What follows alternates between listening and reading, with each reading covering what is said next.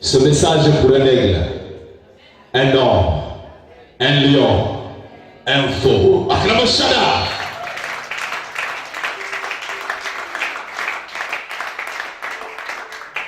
Amen, amen. Alors, le Seigneur... Non, le verset me fait mal. Satan blesse le talon de Jésus, c'est quand il nous persécute. Vous pensez que c'était seulement la croix?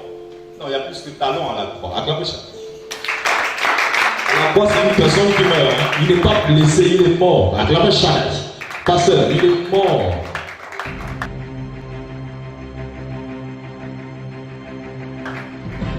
Mais on parle d'une blessure. Et une blessure, c'est guéri. Prends Osée 6:1. Une blessure, c'est guéri. Donc si Dieu dit, le talon, on va le blesser, on va vivre avec une blessure que lui-même peut guérir. Alléluia. Mais il permet que le diable nous blesse. Osée 6:1.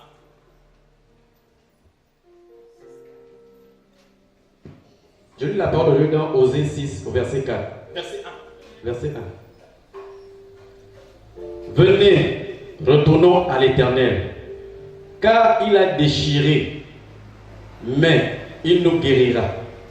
Il a frappé, mais il bandera nos plaies. Acclame, acclame, acclame, acclame. Alléluia. Une blessure se guérit, frère. Jésus à la croix n'est pas blessé, il est mort.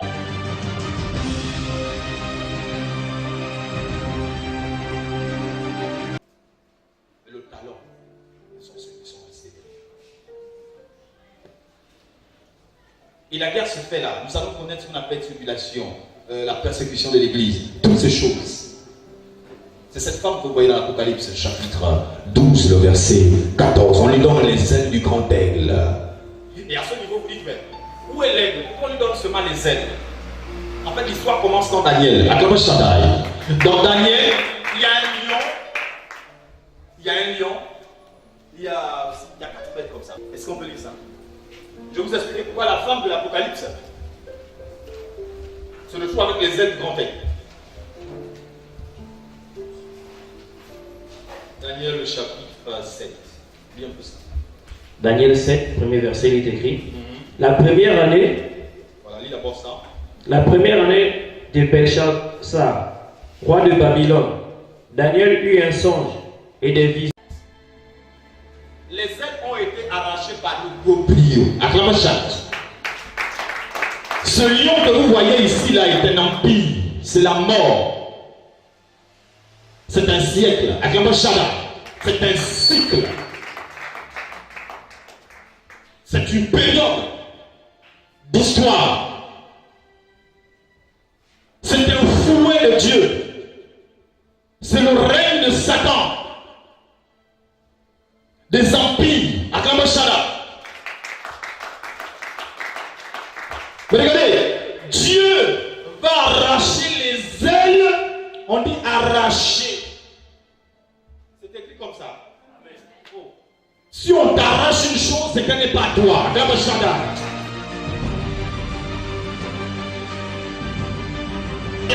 La chose n'est pas à toi depuis comme ça. Mais on ne dit pas ce que les ailes sont devenues.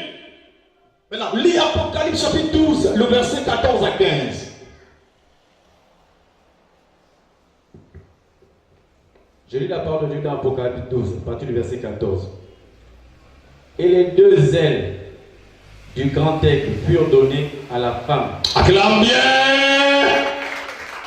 Suivez. Donc Daniel, c'est un lion à qui on arrache les ailes. Parce que ce ne sont pas ses ailes. Mais dans l'Apocalypse, c'est une femme à qui on donne les ailes du grand aigle. Acclame Shaddai.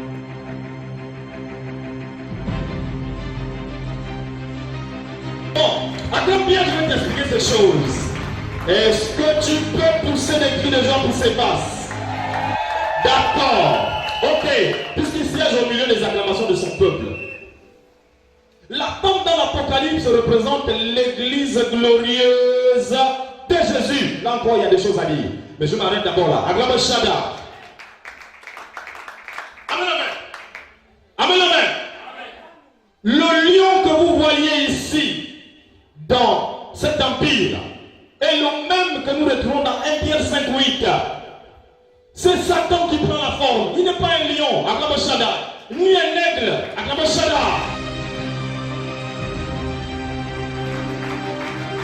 Mais il se transforme. Dieu a pris l'autorité que Satan avait volée, qui te permet d'avoir la nature divine, angélique, Acclame Shaddai. Il a redonné ce pouvoir à l'église, qui est sa femme, qui est son corps, Acclame Shaddai.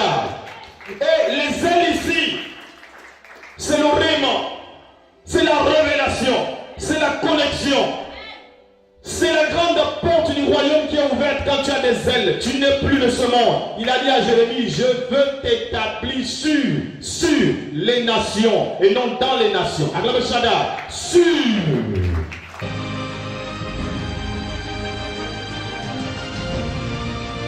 Nous avons la capacité de monter au-dessus des problèmes quand nous avons les ailes de la foi, les ailes du grand aigle. Maintenant, dans Matthieu 24, quand on lit, on nous dit en quelques lieux que serait le cadavre s'assembleront les aigles. S'il vous plaît, dans Matthieu, on ne parle pas de Jésus qui revient.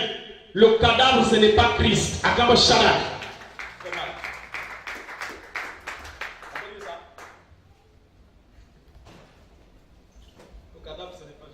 Je lis la parole de Dieu dans Matthieu 24, verset 24. Car il s'élèvera de faux Christ et de faux prophètes. Ils feront de grands prodiges et des miracles au point de séduire, s'il était possible, même les élus. Voici, je vous ai annoncé d'avance. Si donc on vous dit, voici, il est dans le désert, n'y allez pas. Voici, il est dans les chambres, ne le croyez pas. Car, comme l'éclair part de l'Orient et se monte jusqu'en Occident, ainsi sera l'avènement du Fils de l'homme. En quelque lieu que soit le cadavre, là s'assembleront les aigles. Acclame. Quand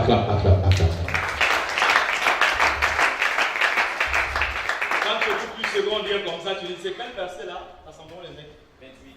Waouh! Acclame. Parole. Acclame pour l'homme. Voilà.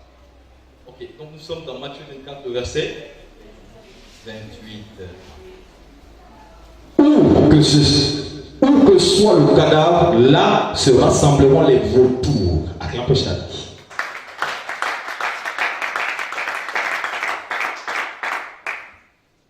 Tu sais pourquoi ce verset ne parle pas de Jésus? Parce que Jésus n'est pas un cadavre. Acclame Shaddai.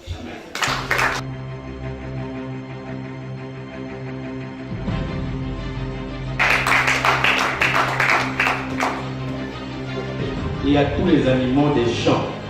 Mais pour l'homme, il ne trouva point d'être semblable à lui. Alors l'Éternel Dieu fit tomber un profond sommeil sur l'homme, qui s'endormit. Il prit une de ses côtes. Et avec elle, il a formé la femme. Arrêtons-nous ici. Vous savez quoi? Si vous ne cherchez pas la vérité, vous allez enseigner tout ce que les pères ont enseigné, même les erreurs. Or, la Bible dit de ne pas prendre les erreurs des pères. Oui, dans Malachie, par exemple, au chapitre 3, il dit les pères m'ont abandonné, mais vous ne faites pas comme vos pères. Ils n'ont pas observé mes lois. Amen, amen. Amen. Donc vous n'êtes pas là pour imiter tout ce qui n'est pas bon. Parce que c'est le Père. Donc, est-ce que je peux t'expliquer ça? Est-ce que tu me permets d'ouvrir l'esprit d'une personne pour comprendre les Écritures sous une autre forme? Acclame Shaddai. Acclame Shaddai.